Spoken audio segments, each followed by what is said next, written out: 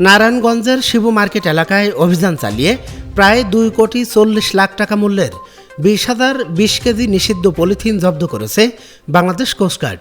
8 জুলাই 2026 তারিখ বুধবার সকালে কোস্টগার্ড মিডিয়া কর্মকর্তা লেফটেন্যান্ট কমান্ডার সাব্বির আলম সুজন এ তথ্য নিশ্চিত করেছেন।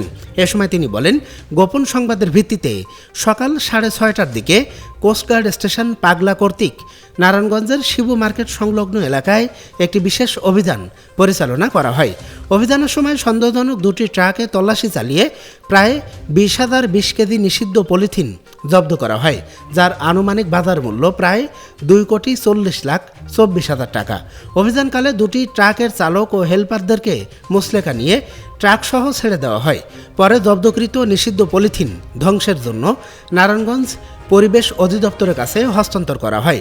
এ সময় তিনি আরও বলেন, পরিবেশ সংরক্ষণ এবং নিষিদ্ধ পলিথিনের ব্যবহার ও পরিবহন রোধে ভবিষ্যতে এ ধরনের অভিযান অব্যাহত থাকবে।